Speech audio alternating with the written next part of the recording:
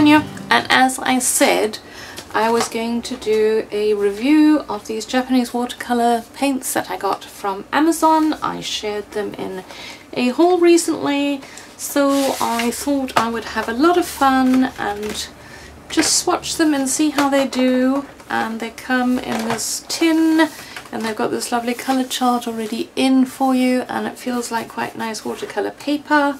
It has a plastic protective sheet that I am going to now put in the recycling because I don't need it anymore.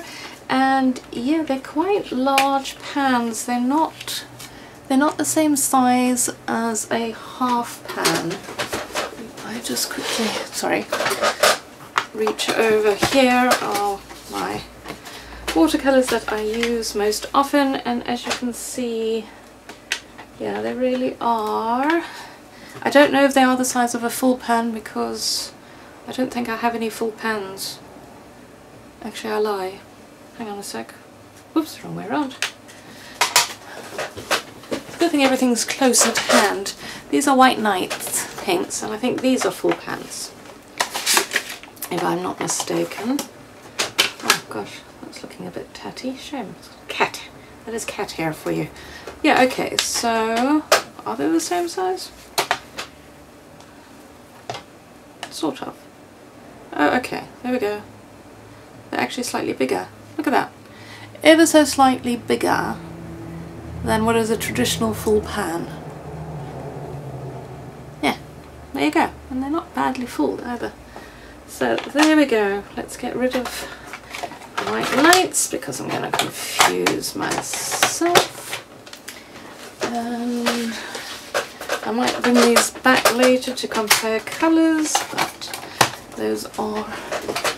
That actually was... Most of those were sent to me by Reach. She curated a watercolour set for me, which was lovely. So okay, what I'm going to do first is... Oh, and I'm testing out this sketchbook, which I've now got rid of. Who it's by. What did I do with that? Thought I was so organised. I will look it up for you. It's a Superior paper or something, Superior marker or something. It's an inexpensive watercolour journal. They profess it to be fabulous quality. It comes with free labels, which I'm not going to really worry about too much. It does seem to have quite nice paper. It's 200 GSM, not sure what that is in pounds. But yeah, we're going to do some swatching in it and see how it stands up.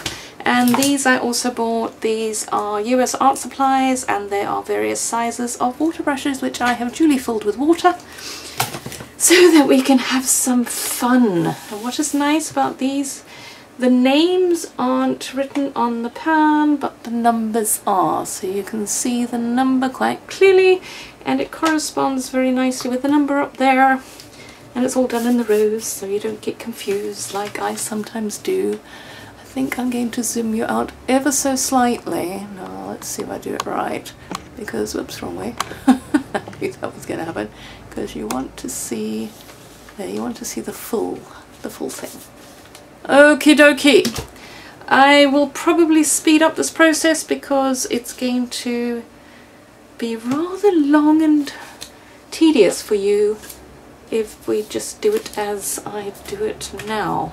So let's get on with it, and yes, I'm going to speed it up and do a voiceover probably.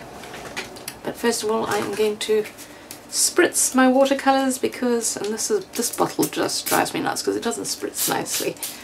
It does that, and then, you know, you have to help it along a bit because, I don't know, it's old and cranky like me. So yeah, just spritzing it to let the paint get a little bit more... Is it primed? Would you call it priming it? I don't know. Or just wetting it, re-wetting it, wetting it. As I said, these are inexpert experiences of art supplies by your friendly Brit who lives in South Africa, Tanya. Okie dokie. Now I can do my swatching. Very keen to try that. I'm going to use one of these Nice fat brushes. I think this is the fattest one. Maybe we should go for a thinner one. Nope, that's the big one. Okie doke. Let's go with this one. Let's see if we can get some water coming out of that. Squeeze. Ooh, gosh. Takes a lot of water. No, squeeze. Ha, there we go. Okay.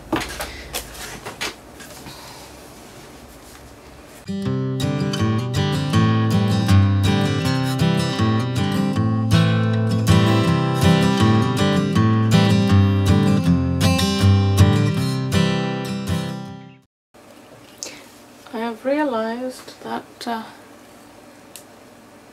I need water, so I shall return.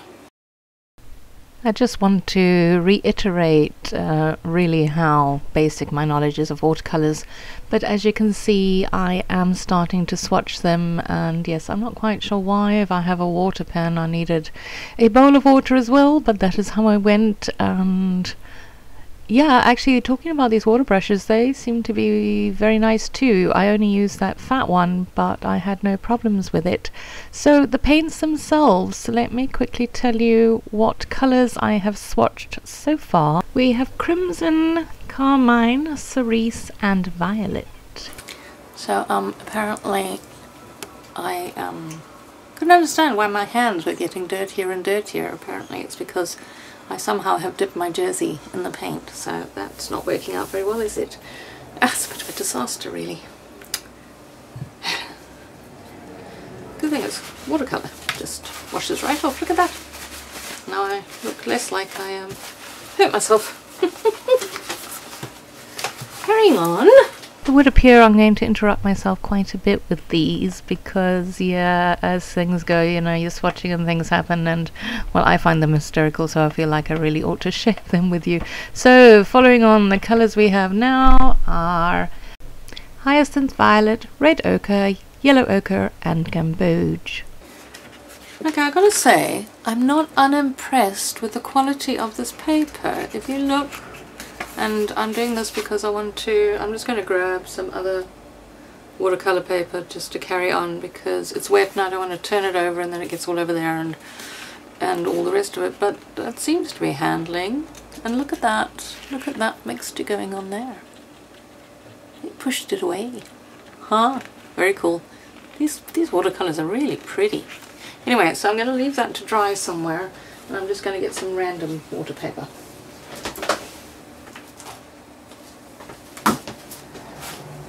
Okay, random,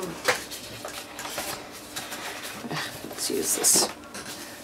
I'm just basically using it to see what the colours look like when I spread it around a bit. So far I'm loving them. Where were we? Here. Okay, appears I was a bit premature with telling you what those colours were because I'm now using the Yellow Ochre and the Gamboge. But yes, as I was saying in the actual video, and I do hope you're not finding this too disturbing and distorting and very bitty, these paints are very, very reminiscent of other watercolor paints I have. I have Prima, I have some Core, and I have a couple of what I think are more known as more professional watercolors. I don't think I have any Daniel Smith. I do have Cotman and some others which the names escape me now, but I do think that if you are interested in getting into watercolors and you want quite a nice variety of colors but you don't want to spend an enormous amount of money, this set is, I think, is exceptional value. It retails on Amazon for $26.95, and that, I mean, if you compare that to how much a Prima set is, I mean, a Prima you could probably get them for what, about $14-15 if you look for a nice deal. I'm thumb-sucking that price a little bit now, but they are only a 12 set, and this is a 40 set including some neon and metallic colors. So let's quickly catch up on the colors that I have got going there. From the second row, there's orange, brilliant yellow, lemon yellow, grass green, olive green, brilliant green, peak green, turquoise, ultramarine, azurite blue, deep blue, brown, burnt sienna, burnt umber, Payne's grey, and grey. And it's a really pretty grey. And yeah, now I'm getting into the neons, and yeah, made a bit of a mess with that white because I had a bit of the black still on my paintbrush, but yeah, the neons are super fun. And this is a very poor attempt of mine. There's an art subscription or watercolor subscription box that you can get, which they then have these tutorials that they do, and the tutorials are free on the website. It's called Let's Make Art, and it's a lot of fun. And yes, I was attempting an elephant spraying a rainbow color spray, and it looks more like an elephant shrew, and I'm not quite sure what the rainbow is meant to look like, but I was having fun with it, and that's why I didn't mind using it as a testing for the neon colors, which, as you can see, they are pretty nice. The only one that I don't believe is a true neon is the blue. The blue doesn't look like a neon at all, but the others are super good. And these are the metallics, and I'm just going to quickly run through the colors for you. They all start with metallic, and then so it's red ochre, and I'm trying to show you there that there really is quite a bit of a metallic shine going on there. So it's red ochre, bronze, gold, yellow, purple, green, blue, and silver. And what I'm going to do in a bit is get out my Prima watercolors, because they do have, they call them, I think they're sort of semi-watercolors, and I'm going to show you how they compare with these. So again, if you're looking to try out a variety of watercolors and you want some metallics, you want some neons, you don't want to have to buy a whole, different amount of sets, this is really, I think, pretty good. And as you can see there, they are very similar. What I will say is these Japanese ones, the MozArt ones, are slightly more pigmented. Not that you can really see it on camera, but they have just a teeny tiny bit more color to them than the Prima ones on the left there, but otherwise almost identical in colors. So yeah, so that's my impression of these paints. I had a lot of fun swatching them.